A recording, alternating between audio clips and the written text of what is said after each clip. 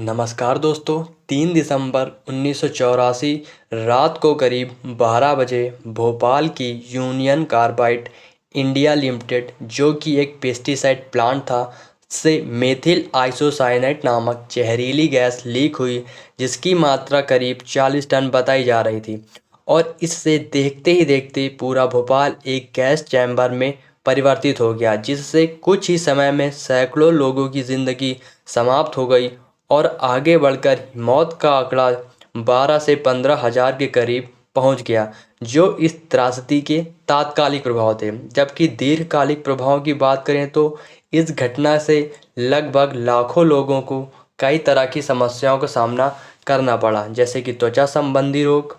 आने वाली पीढ़ियों पर प्रभाव, कैंसर के खतरे, अपाहिजों के प्रतिशत में वृद्धि। इसलिए भोपाल गैस त्रासदी भारत की सबसे खतरनाक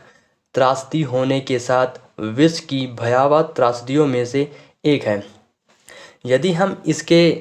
शुरुआत की बात करें तो यह कहानी 1970 में तब शुरू होती है जब भारत सरकार ने कुछ ऐसे एक्ट, रूल्स और रेगुलेशन बनाए जिससे विदेशी कंपनी भारत में निवेश के लिए राज़ी हुई, और उन्होंने इस संबंध में अपने कई प्लांट लगाए। और इसी संदर्भ में एक भोपाल में पेस्टिसाइड प्लांट लगाने के लिए भी यूनियन कार्बाइड राजी हुआ। 2 दिसंबर 1984 की रात को जो कंपनी थी उसकी फॉल्टी वॉल में खराबी हुई, और जिस कारण जो उस समय वॉशिंग का काम चल रहा था उसकी वजह से 1 टन पानी जो था वो 40 टन मेथिल आइसोसाइनेट के साथ मिल गया। इससे एक्सोथर्मिक रिएक्शन हुई और प्रेशर इतना बढ़ गया कि 3 दिसंबर की रात को मेथिल आइसोसाइनेट जो गैस थी उसका लीकेज प्रारंभ हुआ। परंतु कंपनी की ओर से गलती यह की गई थी, जब लीकेज प्रारंभ हुआ था तो इसकी जानकारी कंपनी की ओर से नहीं दी गई थी, और इसी गलती की वजह से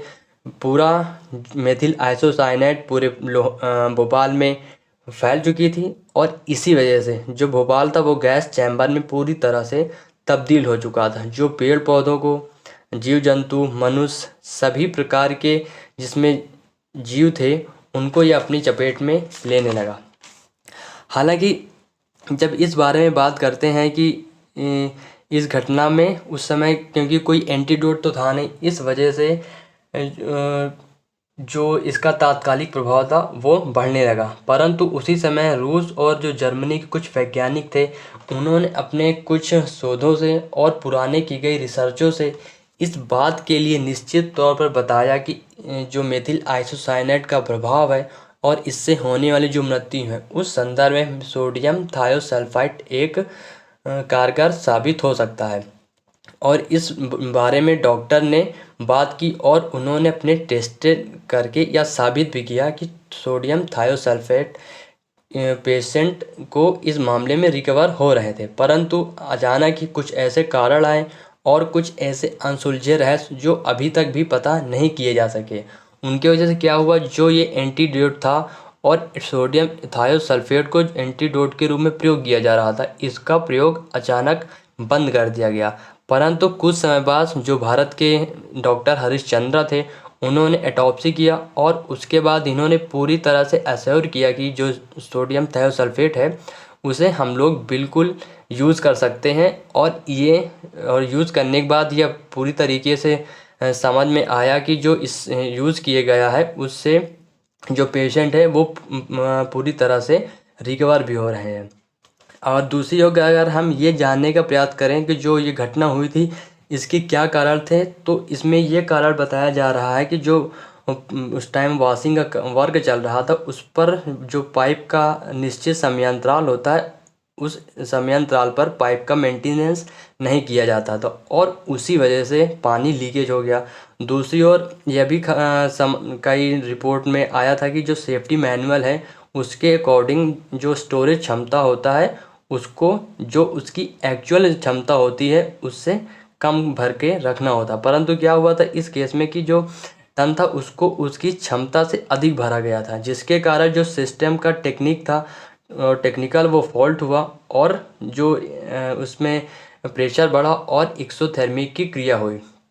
हालांकि इससे पहले इस संबंध में कई रिपोर्ट यह भी आई हैं कि जब ये 1983 में भोपाल गैस त्रासदी की घटना हुई थी, उससे पहले इस यूनियन कार्बाइड कंपनी को कई बार वार्निंग दी गई थी और लोग इस बारे में लोगों को कहना है था कि इस फैक्ट्री में कभी भी हादसा हो सकता है, और क्योंकि यहाँ पर सेफ्टी का कोई ध्यान नहीं रखा जाता था। और इस तरह की जो संदर्भ की रिपोर्ट आई है उसमें भी यही बताया गया कि जो कंपनी इस संदर्भ में ना ही कंपनी ने और ना ही सरकारी अथॉरिटी ने कोई बड़ा एक्शन लिया था। इसी संदर्भ में 1980 के दशक में कंपनी में सेफ्टी मैनुअल के चेकिंग के लिए 1982 में अमेरिका से CS Tyson union carbide inspector के रूप में आते हैं और उन्होंने करीब 50 से भी ज़्यादा जो कमियां हैं उनको गिनवाया था, जिसमें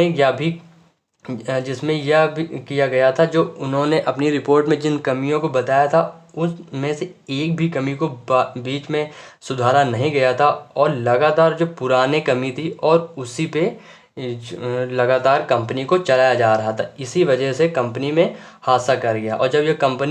जब यह हादसा होता है तो उसके करीब 4 घंटे बाद जो कंपनी के मालिक थे वॉरेन एंडरसन, वो भोपाल पहुंचते हैं। हालांकि उन्हें भोपाल पहुंचते गिरफ्तार तो कर लिया जाता है, परंतु ऐसा माना जाता है कि जो USA का प्रभाव था उस वजह से उसी दिन उन्हें बेल मिल जाती है और दूसरे दिन उन्हें USA के लिए फिर से रवाना कर दिया जाता है। हालांकि इस संबंध में मतभेद है कि उन्हें क्यों भेजा गया और इस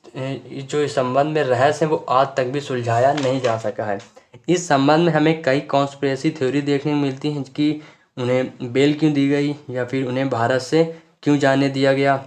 इस संदर्भ में इंडियन टुडे के एक रिपोर्ट ने बताया गया कि जो उस समय हमारे तत्कालीन प्रधानमंत्री राजीव गांधी थे उन पर अमेरिका के द्वारा लगातार प्रेशर किया गया और इसी के द्वारा उनको जो इनका प्रभाव स्वरूप था वॉरेन एंडरसन को जाने दिया गया। हालांकि इस संबंध में अभी भी कोई भी पुख्ता सबूत नहीं है और तरह तरह की सिर्फ कॉन्स्पिरेसी थ्योरी लगाई जाती रही हैं।